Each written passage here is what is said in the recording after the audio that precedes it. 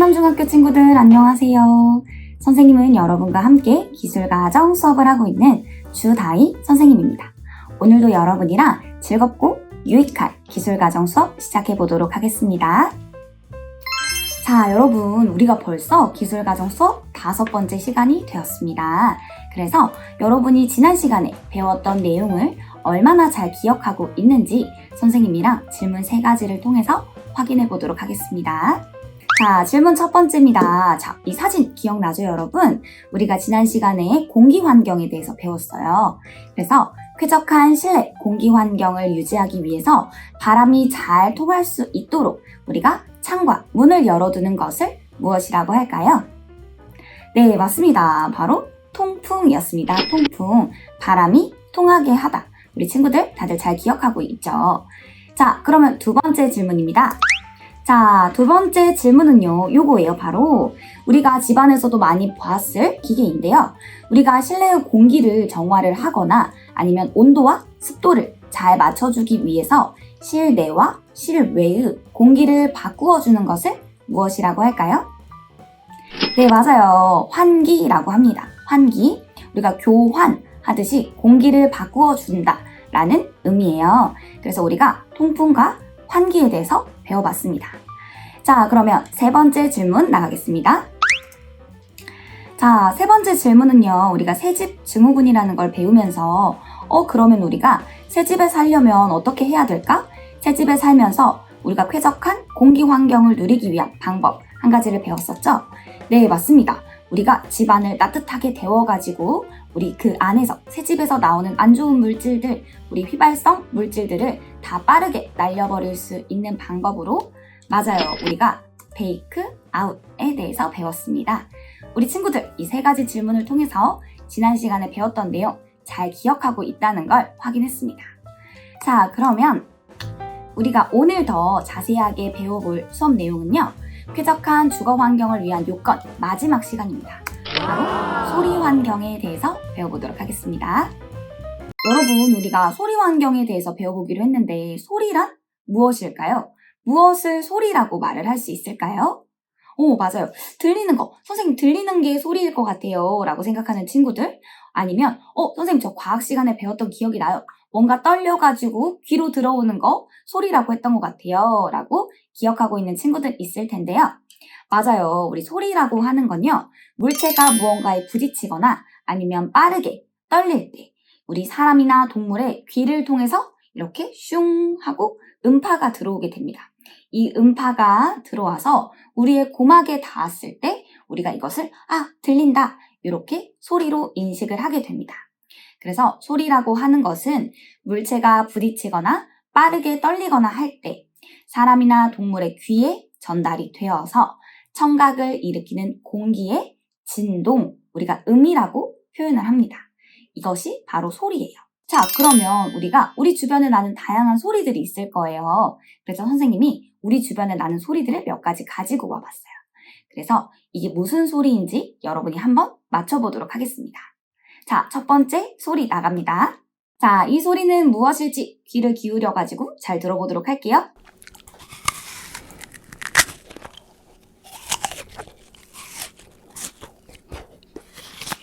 자, 여러분 잘 들었나요? 무슨 소리였나요? 맞아요. 여러분, 정확하게 잘 들었어요. 바로 사과를 아삭아삭 이렇게 씹는 소리였습니다. 우리 친구들 너무 쉬웠어요? 자, 그러면 다음 두 번째 소리로 한번 가보도록 하겠습니다. 두 번째 소리 귀 기울여서 들어주세요.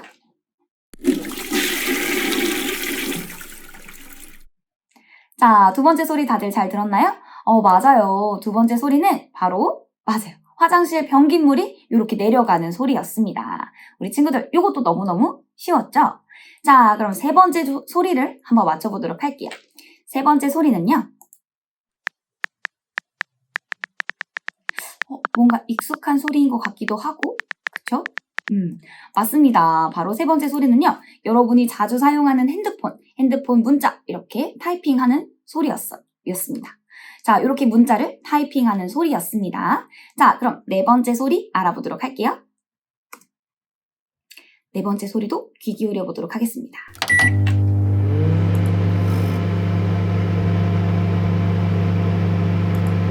자, 네 번째 소리 뭐였죠? 네, 맞아요. 네 번째 소리는 우리 전자레인지를 돌리는 소리였습니다. 전자레인지에 물건을 넣고 우리가 시간을 설정하고 윙 하고 돌아가는 소리였죠. 자, 그러면 이제 마지막 다섯 번째 소리는 뭔지 한번 알아보도록 할게요. 다섯 번째 소리도 귀 기울여 볼까요?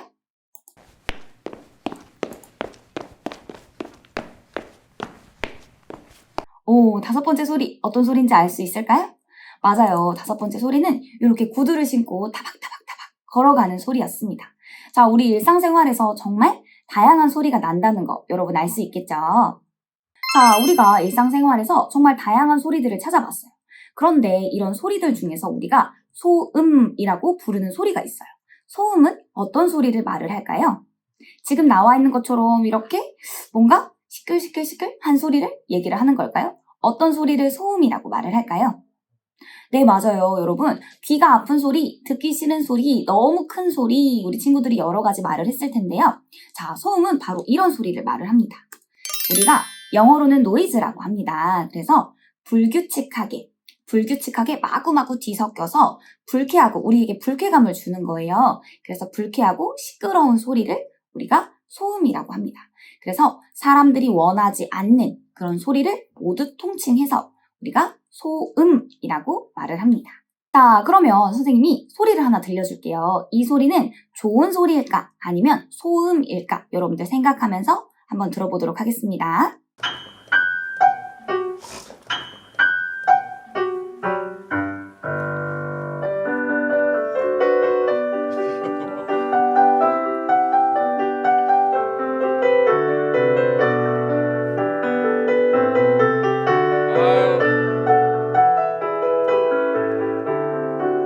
자, 여러분, 영상 잘 봤나요? 어때요? 이 소리는 소리, 좋은 소리일까요? 아니면 우리에게 불쾌감을 주는 소음일까요?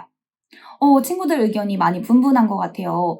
너무너무 아름다운 피아노 선율이기 때문에 이거는 좋은 소리다. 우리에게 너무너무 듣기가 좋은데요. 라고 생각하는 친구들도 있고, 그런데 저는 이게 약간 소음으로 들려요. 하는 친구도 있을 거예요. 자, 이게 소리인지 소음인지 여러분들 친구들마다 서로 의견이 다른 이유는 바로 여기에 있습니다. 우리가 소리라고 하는 게 항상 좋은 소리로만 들릴 수는 없어요. 사람에 따라서. 그리고 상황에 따라서 여러분들이 이걸 좋은 소리로 느낄 수도 있고 소음으로 받아들일 수도 있습니다. 우리 방금처럼 아름다운 피아노 연주를 들었을 때 여러분이 연주회장에 가서 이 소리를 들었다면 어떨까요? 내가 너무너무 듣고 싶어 하던 소리였고 정말 아름답다 이렇게 생각할 수 있는데 반대로 여러분이 어때요? 이제 잠을 자려고 누웠어요.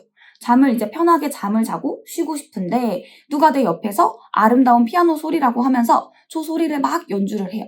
그러면 여러분이 느끼기에 어때요? 잠을 자고 싶은데 잠이 잘 올까요? 맞아요. 우리는 너무너무 듣기 싫은 소음으로 여겨지게 되겠죠. 그래서 같은 소리라고 하더라도 사람에 따라서 그리고 상황에 따라서 우리가 소리로도 또는 소음으로도 느낄 수 있다는 거. 이게 바로 포인트입니다. 자, 그러면 우리가 지금 계속해서 쾌적한 주거 환경에 대해서 배우면서 소리는 이거다, 소음은 이거다 이런 내용에 대해서 배우고 있어요. 그러면 이 소음이 우리의 건강에 미치는 영향, 우리에게 미치는 영향이 뭔지 알아야겠죠. 그래서 선생님이 자료를 하나 가지고 왔습니다. 자, 보면요. 유럽에서는 소음, 듣기 싫은 불쾌한 소리로 인해서 사람들이 일찍 죽는 경우가 매년 10,000명씩 생긴다고 합니다. 자, 그래서 유럽 환경청에서 조사한 자료에 따르면 우리가 듣기 싫은 소리에 노출되는 것만으로도 우리의 심장에 문제가 생겨서 매년 최소 1만 명씩 빠르게 죽는다고 해요. 자, 소음은요, 여러 가지 것들과 우리 건강에서 여러 가지 부분과 연결이 되어 있지만 일단 첫 번째로는 어디에 연결이 돼 있을까요? 맞아요. 소리가 들어오는 우리 귀랑 가장 첫 번째로 연관이 있겠죠. 하지만 귀뿐만 아니라 우리의 심장에도 큰 연관을 가지고 있습니다. 자, 보면 여러분, 우리가 소음을 들었을 때 우리의 심장은 쿵쾅쿵쾅 빨리 뛰고 우리의 호흡도 엄청 빨라진다고 합니다. 그렇게 되면 남들보다 심장이 더 긴장한 상태로 더 일을 많이 하겠죠. 그렇게 되면 심장에 무리가 가게 되고 그래서 심장 질환이 발생하게 되는 겁니다. 자, 그리고 수면을 방해하게 돼요. 우리 방금 얘기를 했었죠. 우리 선생님이 피아노 소리를 잠잘 때 들었을 때 여러분들이 아무리 좋은 소리라고 하더라도 여러분들이 잠을 잘 잘 수가 없어요. 그러면 여러분들의 수면을 방해하게 되는 거겠죠. 수면 방해로 일어나는 다양한 문제들 여러분들이 더 잘 알고 있죠? 그래서 수면도 방해하고요. 여러분에게 인지장애라는 것도 가지고 오게 됩니다. 자, 그래서 우리가 일반적으로 서로 대화할 때 소리 크기를 우리가 기본적으로 60데시벨이라고 해요. 60데시벨. 자, 데시벨이라고 하는 건 소리의 크기를 나타내는 단위입니다. 60데시벨 정도가 우리가 수면 장애를 발생시킨다고 해요. 그러면 우리가 일반적으로 대화를 나누고 있을 때 옆에서 잠을 자고 있는 사람은 잠을 자는데 방해가 된다는 얘기죠. 자, 하지만 일반적으로 대화를 나누는 것보다도 더 작은 소리에도 우리는 수면의 깊이에도 영향을 받아요. 그래서 깊은 잠을 잘 수가 없게 되고, 그 다음 호흡과 맥박, 쿵쾅쿵쾅 맥박이 뛰는 것도 더 빨라지게 됩니다. 자, 일상적으로 대화하는 소리보다 더 큰 소리를 들었을 때는요, 여러분들의 혈관, 말초혈관이라고 해요. 혈관의 가장 끝부분, 요 혈관들이 줄어들게 돼요. 그러면 여러분들 어때요? 혈관의 끝부분이 줄어들게 되면 피가 잘 통하지 않겠죠. 그러면 여러분 몸에 또 다양한 문제들이 발생할 겁니다. 그리고 80데시벨이 넘어가게 된다. 80데시벨이 넘어가는 소리에 우리가 계속 노출이 된다면 여러분들 귀, 청력에 문제가 생기기 시작합니다. 생각보다 우리에게 정말 많은 영향을 끼치고 있죠. 자, 그러면 좀 더 소리의 크기에 따라서 더 자세히 알아보도록 할게요. 자, 보면요. 우리가 지금 파란색으로 표시되어 있는 부분이 그래도 쾌적한 정도의 소리의 크기예요. 그래서 나뭇잎이 부딪히는 소리 20데시벨 정도, 그리고 조용한 공원이라든지 조용한 주택 정도가 35에서 40데시벨 정도 됩니다. 자, 그런데 일반적으로 조용한 사무실, 아마 선생님 생각에는 여러분들이 지금 수업을 듣고 있는 집안의 소리 정도? 요 정도가 아마 40에서 50데시벨 정도 될 거예요. 그런데 이때부터는 우리가 이런 공간에서 잠을 잘 때 어때요? 수면의 깊이가 조금 낮아진다거나 아니면 호흡이 조금 가팔라지고 맥박수가 증가하게 된다고 합니다. 근데 이보다도 더 시끄러운 소리에 노출됐을 때 보통의 대화를 한다거나 아니면 백화점 소리 정도였을 때는 우리가 임상적으로 건강에 영향을 끼친다고 해요. 그리고 이제 전화벨 소리 정도의 70데시벨, 그다음에 철로변이나 지하철에서 나는 소음 정도, 그래서 80데시벨 정도가 되면 우리 청력에 장애가 생기기 시작합니다. 자, 그 외에도 소음이 정말 심한 공장 안이라든지 아니면 막 경적 소리가 계속해서 들리는 곳에 있다면 우리의 그 귀, 직업적으로 난청이 생길 수도 있고 막 삐 하는 소리가 들릴 수도 있고요. 그 다음에 여러분 소변량이 증가하는 등의 건강에 심각한 문제가 생기게 됩니다. 자, 뿐만 아니라요. 소음이 건강에 미치는 영향을 크게 나누어 보면 먼저 여러분의 뇌에는 스트레스를 유발하게 돼요. 그래서 일단 여러분이 그런 소리를 들었을 때 내가 듣고 싶어 하지 않는 시끄러운 소리를 들었을 때 여러분들은 뇌에서는 스트레스를 받아요.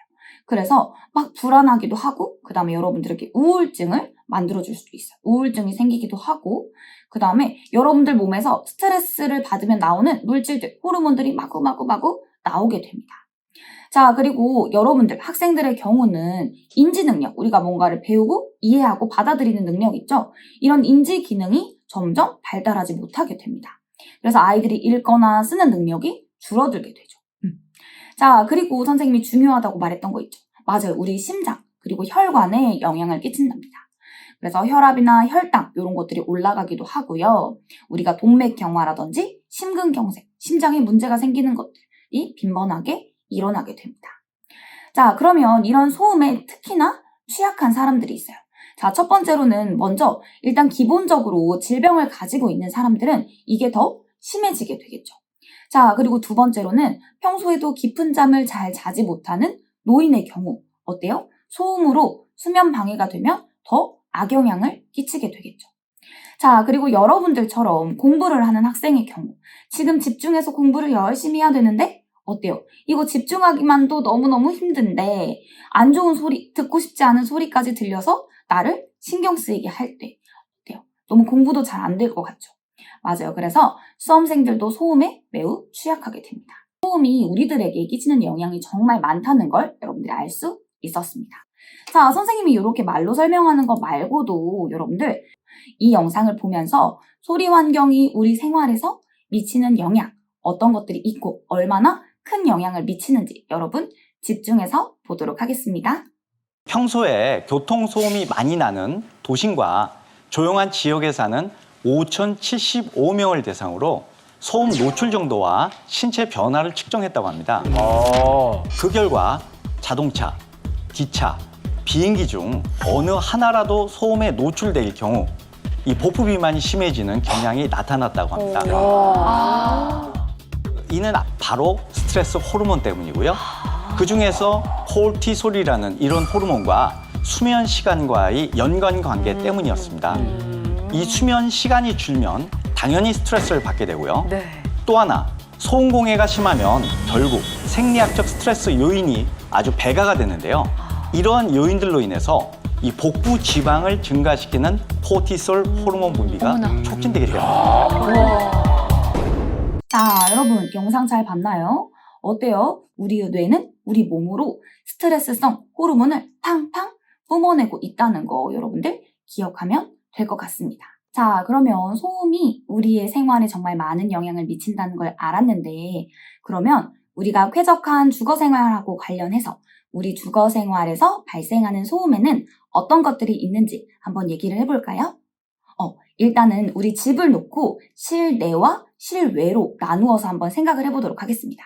여러분이 집 안에 있을 때 우리 바깥 실외에서 들리는 소리는 어떤 것들이 있나요?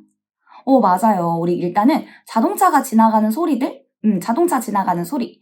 맞아. 오토바이 부릉부릉 하고 지나가는 소리도 있고요. 맞습니다.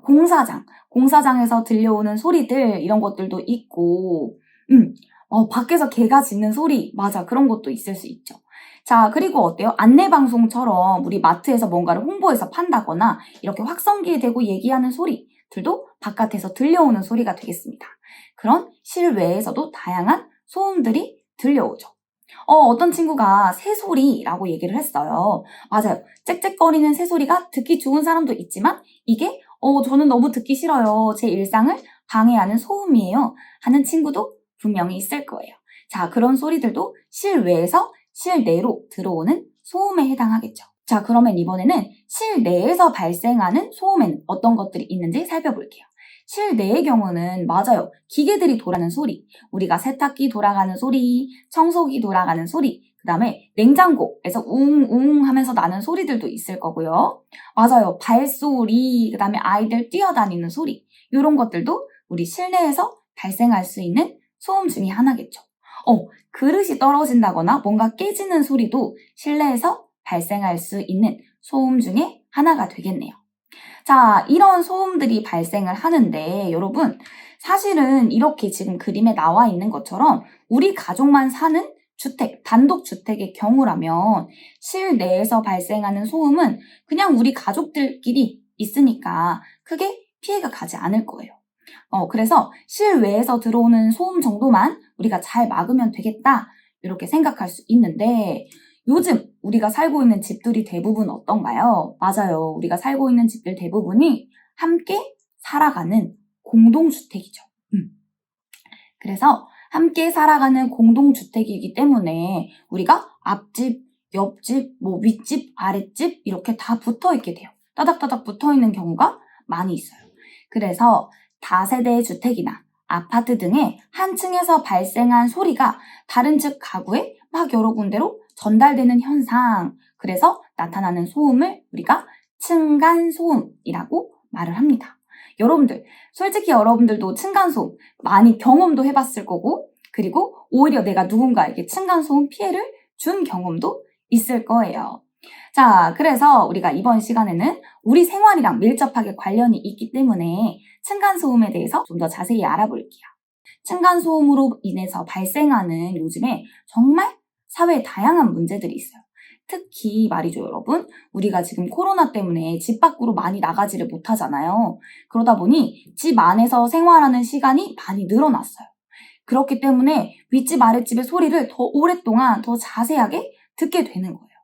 자, 그래서 층간소음으로 발생하는 다양한 사회 문제들을 우리가 영상으로 한번 알아보도록 하겠습니다. 오늘은 이웃 사이에 벌어지는 갈등과 그 대처법부터 살펴보겠습니다. 박찬근 기자, 임상범 기자가 전해드립니다. 30대 주부 A씨의 악몽은 반년 전 윗집이 이사 오면서 시작됐습니다. 코로나 이전 같았으면 학교나 직장에 가 있을 낮 시간에도 윗집 초등학생 뛰어노는 소리, 윗집 아저씨가 발뒤꿈치로 쿵쿵 걷는 소음에 시달리게 됐습니다. 놀이터를 못 나가니까 집에서 논다라고 생각하는 것 자체가. 경기 하남시에 사는 30대 주부 B씨도 비슷한 일을 겪었습니다. 늘었어요, 확실히. 일단은 주말에 외출은 못하니까 서로가. 얼마나 시끄러울까? 오늘 측정 진행하실 건데요. 혹시 좀 어디서 소음이 많이 들리세요? 취재진이 한국환경공단과 함께 윗집에서 나는 소음을 24시간 측정해봤습니다. 망치질 수준의 소음, 어른이 뛰는 정도의 소음, 금속 접시를 바닥에 떨어뜨리는 정도의 소음들이 잇따라 소음 측정기에 기록됐습니다. 불편함을 느끼거나 좀 또 그 소리가 반복적으로 계속 되면 좀 예민하게 느껴지는 그런 상황이 층간소음은 곧잘 분쟁으로 이어지기도 합니다. 서울 강북구에 사는 50대 주부 C씨. 집이 비어있는데도 층간소음 때문에 못 살겠다는 아랫집의 항의에 시달렸다고 주장합니다. 아랫집 항의에 집안 곳곳에 CCTV를 설치한 다음 2달 넘게 집을 비우고 집안에 사람이 없었다는 것까지 확인시켜줬지만 소용이 없었습니다. 아랫집 남성은 계단 난간을 둔기로 내리치며 여러 차례 위협했고 계단복도 쓰레기통을 발로 차는 등 폭력적인 항의를 계속했습니다. 한밤중 현관에 대고 입에 담기 힘든 욕설을 뱉고 고함을 치기도 했습니다. 결국 윗집은 이사를 결정했습니다. 저희들은 할 수 있는 방법은 다 했거든요. 원룸을 잡아서 생활을 하고 있어요. 이런 식의 분쟁은 코로나19로 재택근무가 늘면서 더 늘었습니다.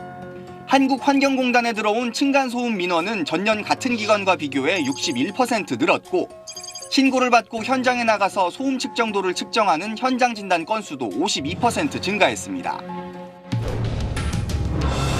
감정 싸움으로 시작해 끔찍한 불상사로 번지고 나는 층간소음 갈등. 어떻게 대처해야 할까? 정부가 정한 공동주택 층간소음 규칙을 보면 낮엔 57데시벨, 밤엔 52데시벨이 넘으면 층간소음에 해당한다고 되어 있습니다. 여러분 영상 잘 보고 왔나요? 맞아요. 지금 봤더니 층간소음으로 인해서 이웃 간에 서로 다툼도 일어나고 아예 이사를 가야 하는 상황까지도 벌어졌었죠. 자, 뿐만 아니라 선생님이 이 영상을 찾기 전에 또 다양한 뉴스 영상들을 찾아봤을 때 다양한 폭행 사건이라든지 아니면 살인 사건까지 요즘에 정말 큰 사회 문제로 대두되고 있습니다. 자, 그러면 어느 정도 소리가 나야지 우리가 이걸 층간소음이라고 볼 수 있을까요? 우리 영상에서 잠깐 나왔는데요. 우리 영상에서 답을 찾을 수가 있어요. 낮과 밤에 층간소음의 기준이 조금 다르긴 한데 낮과 밤에 층간소음 기준이 되는 데시벨은 몇 데시벨이었을까요? 우리 친구들 찾았을까요? 맞습니다. 바로 낮에는 57데시벨 그리고 밤에는 52데시벨 정도가 층간소음이 되는 기준이 됩니다. 자, 이게 최고로 시끄러웠을 때의 기준이에요. 자, 그러면 이 소음 정도를 놓고 우리가 평소에 생활에서 들리는 소음들의 데시벨을 한번 같이 알아보도록 할게요. 자, 요걸 한번 비교를 해보면요. 일단 어때요? 층간소음에서 망치질 소리, 망치질 쾅쾅쾅 망치질 소리가 59 정도. 그 다음에 어른이 뛰는 소리가 55. 그 다음에 프라이팬 같은 금속 접시가 떨어졌을 때, 쨍그랑 하고 떨어졌을 때가 49, 아니면 피아노 연주라는 소리가 44 정도 됩니다. 그리고 냉장고가 돌아가거나 아이들이 우다다다다다 이렇게 뛰어다니는 소리가 40 정도. 그리고 청소기 돌리는 소리가 35 정도 된다고 합니다. 자, 그래서 보면 우리가 조금만 조심하지 않으면 층간소음에 걸릴 수도 있는 그 애매한 기준이 되는 생활 소음들이 많이 발생하고 있다는 걸 알 수 있죠. 지금 보는 것처럼 변기 물을 내리는 소리가 소음 데시벨로 측정을 하면 81.2나 됩니다. 어때요? 우리 층간소음 기준을 훌쩍 뛰어넘는 소리죠. 자, 이것뿐만 아니라 여러분들 아무렇지도 않게 말리는 드라이기, 윙 하고 말리는 헤어 드라이기 소리도 84.9나 됩니다. 우리가 평소에 잘 모르고 있었지만 이게 모두 다 소음이 된다는 사실, 여러분 너무 충격적이죠? 자, 그러면 이런 여러 소리들 중에 어떤 소리가 층간소음 스트레스를 유발하는 가장 큰 원인이 될까요, 여러분? 여러분들 실제로 경험했던 내용을 바탕으로 한번 생각해 볼게요. 어떤 소리가 난 정말 제일 듣기 싫었지? 생각을 해보면, 맞아요. 뭐, 친구들 지금 뭐 뛰어다니는 소리, 아니면, 밤중에 망치질하는 소리, 청소기 돌리는 소리, 아니면, 세탁기가 돌아가는 소리. 여러분들 다양한 의견을 말을 해줬는데요. 자, 우리 조사 결과, 층간소음을 발생시키는, 층간소음 스트레스를 발생시키는 원인 첫 번째는 아이들이 뛰는 소리라고 합니다. 아이들이 밤중에도 낮에도 쿵쾅쿵쾅 뛰어다니는 소리를 사람들이 스트레스를 가장 많이 받는다고 말을 했고요. 그 다음으로는 기계소음, 청소기라든지 TV라든지 세탁기 같은 소리가 있었고요. 세 번째로는 어른이 걷는 소리. 어른하고 아이하고 걷는 소리, 어른들은 뛰어다니지 않으니까 소음이 되지 않을 것 같은데요? 라고 생각할 수 있는데 어른들은 어린아이들보다 키도 크고 몸무게도 더 많이 나가죠. 그러다 보니까 체중이 실려서 한 발 한 발 걸을 때 쿵쿵 소리를 내면서 걷게 된다고 해요. 자, 그 외에도 악기 소리, 문을 쾅 열거나 쾅 닫거나 하는 소리들, 이런 것들이 우리 층간소음 스트레스를 유발하는 다양한 원인들로 지목이 됐습니다. 층간소음 문제, 왜 발생하게 되는 걸까요? 도대체 왜 발생하게 되는 걸까요? 우리 영상으로 한번 살펴보도록 하겠습니다. 층간소음 이웃사회센터에 따르면 코로나19가 확산하기 시작한 지난 2월 접수된 소음 관련 민원이 1,400여 건으로 한 달 새 62%나 증가했고요. 층간소음의 발생 원인 1위는 아이들이 뛰는 소리나 발걸음 소리였다는데요. 층간소음 피해자들 사이에서는 발 뒤꿈치를 바닥에 세게 찍으며 걷는 소리를 이른바 발망치라고 하는데, 발에 체중을 실어 쿵쿵 걷는 소리는 저음역대에 해당해 멀리 전달되고요. 소음을 듣는 사람에게 심한 불쾌감을 유발한다고 합니다. 하지만 본인의 발소리가 크다는 사실조차 모르는 경우가 많고요. 안다고 해도 걷는 습관을 고치기 어려운데요. 여러분 영상 잘 봤나요? 영상 속에서 우리가 발로 쿵쿵쿵 걸어다니는 소리를 발망치에 표현을 했었죠. 발망치라고 부른다고 합니다. 발에 망치가 달려있는 것처럼. 그렇게 시끄럽게 느껴진다고 해요. 하지만 이렇게 시끄러운 소리를 정작 소리를 내는 사람은 어때요? 잘 인지하지 못하는 경우. 내 걸음걸이 그렇게 시끄럽지 않은 것 같은데? 라고 생각하는 경우도 많이 있었고, 그 다음에 한번 길들여진 걸음걸이가 고쳐지기 어렵다는 것도 우리 층간소음이 발생하고 있는 원인 중에 하나가 되었습니다. 자, 그럼 여러분, 혹시 여러분 층간소음이랑 관련해서 선생님 질문 하나 할게요. 선생님 영상을 하나 보여줄 건데 여러분도 혹시 이런 경험이 있는지 생각하면서 영상을 한번 볼게요. 집안 어딘가에서 진동 소리가 들리게 됩니다. 영상 집중해서 한번 볼게요. 집안 어딘가에서 들리는 진동 소리. 확인해봤더니 내 폰은 아니다. 엄마 전화 왔나봐. 엄마 것도 아니란다. 뭐지? 이런 적이 한두 번이 아니다. 모처럼 늦잠을 자려고 분명히 휴대폰을 무음으로 해뒀는데 아침 7시부터 진동 소리가 들린다. 급하게 폰을 들여다봤는데 역시 내 것도 우리 가족의 것도 아니다. 범인은 바로 윗집. 휴대폰 진동 소리가 얼마나 크면 우리 집까지 들리는 걸까? 이건 나만의 문제가 아닌 것 같다. 각종 온라인 커뮤니티에도 휴대폰 진동 소음 때문에 미치겠다, 모닝콜 진동으로 하지 마라, 천장이 울린다, 아랫집 윗집 기상시간이 똑같다 등 고충을 호소하는 사연들이 많이 있다. 단순히 진동 소리가 커서 우리 집까지 들리는 건 아닐 것 같은데 유튜브 댓글로 왜 우리 집에서 다른 사람의 휴대폰 진동 소리가 들리는 건지 알아봐달라는 의뢰가 들어와 취재해봤다.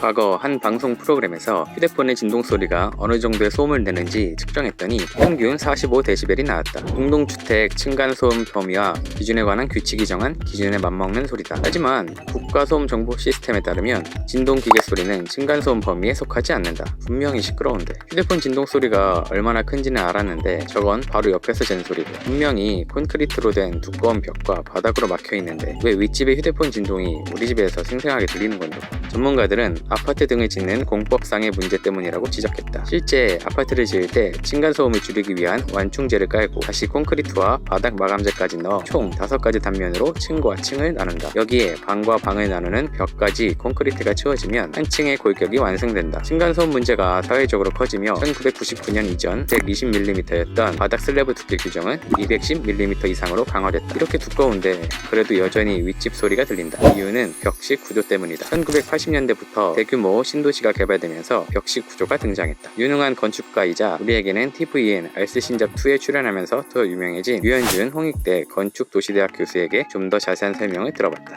일단은 구조상의 문제 맞고요. 벽식인 이유도 더 맞는 거고요. 우리가 초등학교 때 배운 내용인데 이 소리 에너지가 기체보다는 액체, 액체보다는 고체에서 더 빠르고 밀도가 높은데 매질이 있을 때 더 빠르고 크게 전달이 된다. 그래서 그런 원리랑 똑같은 거죠. 진동을 우리가 만약에 핸드폰을 이게 테이블 내리대도 놓게 되면은 진동으로 올리는 그 진동의 에너지가 바닥을 따라가지고 우리나라는 온돌이기 때문에 주거 환경에서 주로 카페트 같은 데 있지 않고 온돌이니까 딱딱하잖아요. 그러니까 그 진동 에너지가 전달이 되게 잘 되는 거죠. 그래서 쭉 전달이 되고 그게 벽이다 보니까 그게 쭉 전달이 됐을 때 벽면이 스피커 그 음향판처럼 공기에 접하고 있는 데가 더 많은 거잖아요. 기둥보다는. 그러니까 더 소리 에너지가 더 전달이 잘 되겠죠. 건물 저층에 상가가 있는 주상복합 아파트에는 더 많은 하중을 견디기 위해 벽식이 아닌 기둥식 구조를 주로 사용하는데 층간의 소음을 보와 기둥이 흡수하고 보의 간격만큼 층고가 높다 보니 벽식의 아파트보다 층간소음이 적다고 한다. 근데 왜 벽식 아파트를 여전히 건설할까?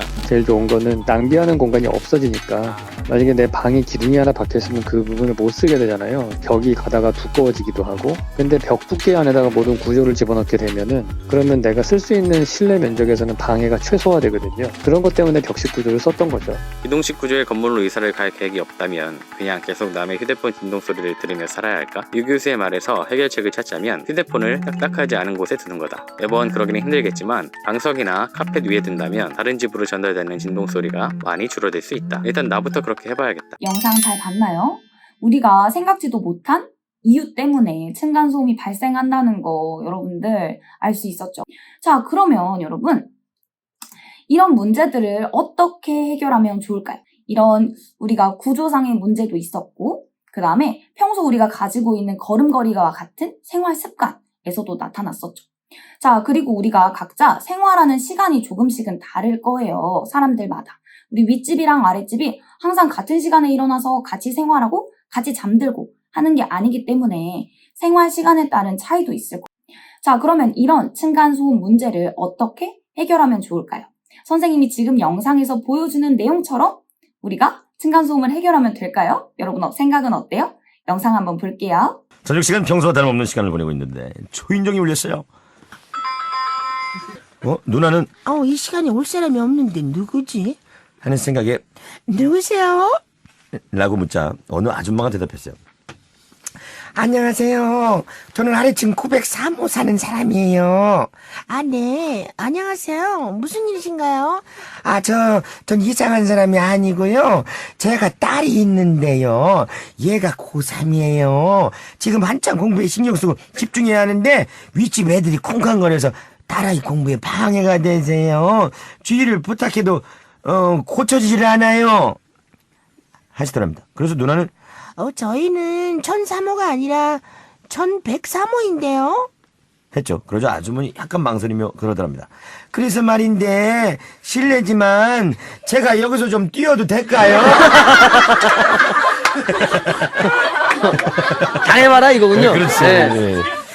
그 대화를 거실에서 듣고 계시던 어머니께서는 아주머니에게 들어오시라고 했답니다. 아이고 들어오세요. 그러자 그 아주머니는 거실 소파에 앉아 계신 아버지와 청소 중이시던 어머니 앞에서 마구 뛰는 거죠. 마치 신들린 것처럼 말이에요. 아버지 앞에서.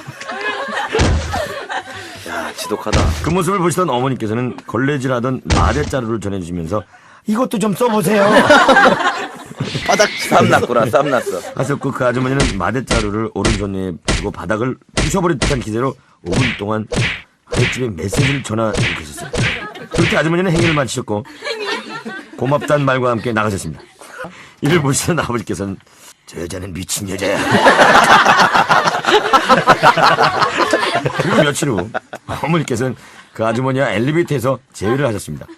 요새 천사모는 좀 조용한가요? 라고 물으시자 아주머니는 네, 덕분에요. 고맙습니다. 아우, 다행이네요. 또 그러면 다음에 와서 또 한번 뛰세요. 라며 훈훈한 대화를 나누시며 친해지셨다고 합니다. 자, 선생님이 사실은 여러분들한테 재미를 주기 위해서 이 영상을 가지고 왔어요. 하지만 실제로 이렇게 층간소음을 해결하려고 했다가는 어때요? 이웃 간에 서로 싸움만 많이 일어나겠죠. 자, 그래서 층간소음 문제 이렇게 해결하면 안 되고 어떤 방법으로 해결하면 좋을지 우리 다 같이 한번 찾아볼게요. 자, 층간소음을 해결할 수 있는 방법 첫 번째는요, 바로 일단은 다른 외부에서 들어오는 소리 말고도 우리 집 자체에서 내가 소음의 피해를 받지 않을 수 있는 방법이 있습니다.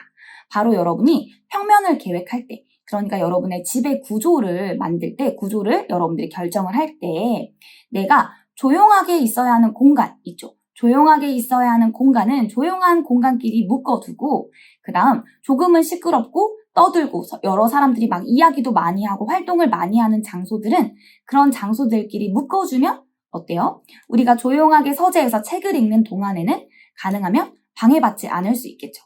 그래서 지금 보이는 것처럼 서재, 우리가 책을 읽는 공간이라든지 잠을 자는 안방, 이 공간을 묶어두었고요.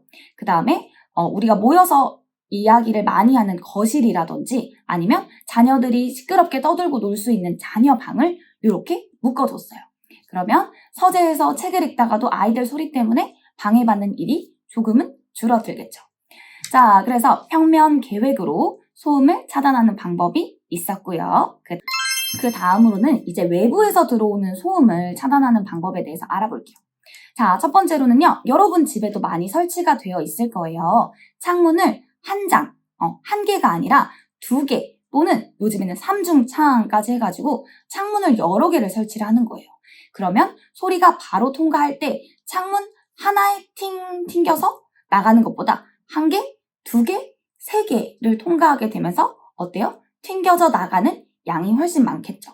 그래서 우리가 창문을 한 장 만들기보다는 2중창을 설치를 해서 외부의 소음을 차단할 수 있는 방법이 있습니다. 자, 그리고 두 번째로는요, 여러분도 요거 많이 봤을 거예요. 우리 도로에서 싱싱 달리는 자동차 소리 너무너무 듣기 싫어요 할 수 있는데, 그래서 도로에 이렇게 방음벽이 세워져 있는 거 여러분이 많이 봤을 거예요. 그래서 이 방음벽은 그래도 밖에서 들어오는 소리를 조금은 줄여줄 수 있습니다. 지금 그래서 방음벽 뒤편에 아파트라든지 건물들이 들어서 있는 거 볼 수 있죠. 자, 이것뿐만 아니라 우리 또 뭐가 있냐면 나무, 우리가 가로수길이라고 하죠. 그래서 나무들을 쭉 심어놨는데 요 나무들을 보면 어때요? 소리가 이렇게 공기 중에 음파 이렇게 퍼져나가다가 나무에 팅 맞아가지고 반사가 되는 경우예요. 그래서 이 나무가 어느 정도는 소음을 차단해 줄 수 있는 능력을 가지고 있습니다. 수목을 통해서 소음을 막아줄 수 있죠. 자, 그리고 여러분, 요 실내에 방음벽을 설치하는 방법도 있어요. 우리 요거는 어때요? 노래방, 우리 코인 노래방 여러분들 자주 갔었죠? 원래는 우리가 코로나가 아니었으면 여러분들 코인 노래방 되게 자주 갔을 텐데 이 노래방에 설치되어 있는 거예요. 바깥에 소리가 들어오지도 않고 이 소리가 바깥에 잘 나가지도 않도록 실내에 방음벽을 이렇게 만들어주는 방법이 있습니다. 자, 그리고 우리가 건축을 할 때 벽과 벽 사이를 더 두껍게 하고 요 사이에 방음 재료들을 많이 넣어가지고 벽 자체를 두껍게 만들어주는 거예요. 그러면 어때요? 얇은 벽보다는 두꺼운 벽이 어때요? 소리를 더 다 잘 차단시켜주겠죠. 그래서 방음제를 사용하는 방법도 있습니다. 자, 그리고 실내에서 여러분이 직접 실천할 수 있는 다양한 층간소음 방지 방법을 영상으로 가지고 와봤습니다. 여러분들이 직접 할 수 있는 방법이니까 주의 깊게 영상을 보도록 합시다. 이웃에게 피해를 주지 않으려면 소음 방지 슬리퍼를 신어야 하고 매트나 러그, 카펫을 깔아두는 것도 소음을 줄이는 데 도움이 됩니다. 또 의자, 다리 등 가구가 바닥과 닿는 면에 덮개를 씌우고 휴대전화 진동 소음도 멀리까지 전달되기 때문에 진동 알림으로 해둔 스마트폰은 바닥에 두지 말아야 합니다. 층간소음 스트레스가 심할 경우 직접 찾아가서 항의하면 안 되는데요. 감정이 상해서 갈등이 커질 수 있으니까요. 관리사무소를 통해 의견을 전달하시고요. 그래도 안 된다면 층간소음 이웃사회센터나 환경분쟁조정위원회, 공동주택관리분쟁조정위원회에 도움을 요청하시기 바랍니다. 영상 잘 보고 왔나요? 맞아요. 소음 방지 슬리퍼를 신는다든지 아니면 매트나 카페트를 깐다든지, 그리고 우리 발에 의자 끄는 소리 있죠? 의자를 끄르르 이렇게 끄는 소리도 너무너무 듣기 싫고 그 진동이 아래층에 많이 전달이 되기 때문에 의자의 다리 부분에 어때요? 양말처럼 끄는 소리 마찰음이 많이 나지 않도록 이렇게 씌워주는 방법들도 있었습니다. 자, 그래서 우리가 실내에서 실천할 수 있는 방법까지 우리가 소음 문제를 해결할 수 있는 다양한 방법들을 알아봤는데요. 이것보다도 더 중요한 게 있습니다, 여러분. 서로를 이해하고 배려하는 자세가 무엇보다도 중요합니다. 자, 위층, 아래층, 우리가 어떻게 보면 함께 사는 이웃사촌이 되죠. 자, 나에게는 작은 소리이지만 내 주변의 사람들한테는 되게 큰 소음 공해일 수 있다는 생각을 내가 먼저 해야 하고, 그 다음에 남들을 이해하고 또 배려하는 자세를 갖추어야 합니다. 이웃사촌과 함께 할 수 있는 4 캠페인이 있습니다. 요 4 캠페인 여러분 꼭 기억해 볼 수 있도록 할게요. 1, 2, 3, 4. 이웃사촌 함께하는 4 캠페인. 하나, 이웃끼리 반갑게 인사해요. 둘, 슬리퍼 착용으로 소음을 줄여요. 셋, 층간소음 매트를 활용해요. 넷, 다 함께 산다는 걸 기억해요. 사이좋게 사랑하며 사는 우리. 층간소음 없는 우리 아파트. 이웃사랑에서 시작됩니다. 자, 여러분, 우리 오늘 이렇게 수업을 마무리해보려고 하는데요. 우리가 계속해서 쾌적한 주거 환경에 대해서 배우고 있었습니다. 첫 번째로는 열 환경, 두 번째로는 빛 환경, 세 번째로는 공기 환경, 그리고 오늘 마지막으로 소리 환경까지 해서 우리가 쾌적한 주거 환경을 만들 수 있는 다양한 방법들에 대해서 알아보았습니다. 오늘 소리 환경에서는 여러분이 평소에는 잘 모르고 있었지만 소리라고 하는 게 우리에게 얼마나 많은 영향을 미치고 있는지에 대해서 알아봤고요. 우리가 소리와 소음의 차이를 구분할 수 있었습니다. 그리고 특히 우리가 많이 겪기도 하고, 그 다음 여러분이 실제로 피해자가 되기도 하고, 여러분이 알게 모르게 남들에게 피해를 끼치기도 해봤던 층간소음 부분에 대해서 좀 더 자세히 알아봤어요. 그래서 이런 소음을 막는 방법들, 내가 실천할 수 있는 방법들에 대해서 알아봤고, 그리고 무엇보다도 중요한 건 우리가 서로를 이해하고 배려하는 자세를 갖추어야 한다까지 오늘도 수업 듣느라 너무너무 고생 많이 했고요. 우리는 다음 시간에 보도록 하겠습니다. 여러분 수고 많았어요. 안녕. 안녕.